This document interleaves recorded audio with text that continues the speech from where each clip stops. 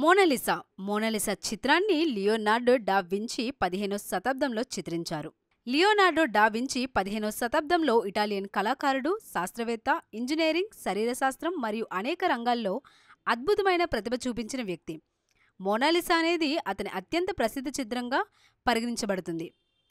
Mona Lisa అనే పేరు ఈ చిత్రంలో ఉన్న మహిళ యొక్క పేరు కాదు, కానీ అది ఆమె హాస్యం యొక్క ప్రతిబింబం. ఈ చిత్రంలో మనం చూసే మహిళ యొక్క మొహం చాలా ప్రశాంతంగా, మాయాజాలంగా కనిపిస్తుంది.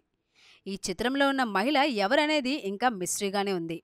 ఆమె ముఖంలో ఉన్న నవ్వు మాత్రం చాలా రహస్యంగా అనిపిస్తుంది. మోనాలిసా యొక్క కనుబొమ్మలు, ఆమె నవ్వు చాలా సున్నితమైనవి. ఇవి భావోద్వేగాలను వ్యక్తం చేస్తాయి.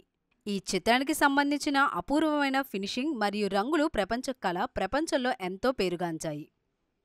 ఇది చిత్రకళలో శక్తి, సున్నితత్వం మరియు రహస్యాన్ని ప్రతిబింబిస్తుంది. మోనాలిసా యొక్క చిరునవ్వు ఆమె అంగీకారమైన శాంతి గమనించగలిగేలా ఉంటుంది. ఈ చిత్రం ఆయిల్ పెయింటింగ్ పద్ధతిలో చిత్రించబడింది.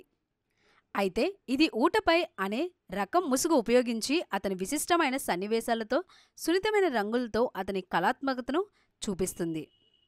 మోనాలిసా యొక్క ఫేమస్ నవ్వు, ఆమె ముఖంపై ఉండే గోచారమైన సన్నివేశం మరియు వెనుక దృశ్యాలు, సముద్ర తీరంలో ప్రాచీన పర్యవేక్షణ అన్నీ కలిసి ఈ చిత్రానికి ప్రత్యేకమైన అద్భుతాన్ని అందించాయి. మోనాలిసా ప్రస్తుతం ప్యారిస్లోని లూవ్రే మ్యూజియంలో ఉంచబడింది.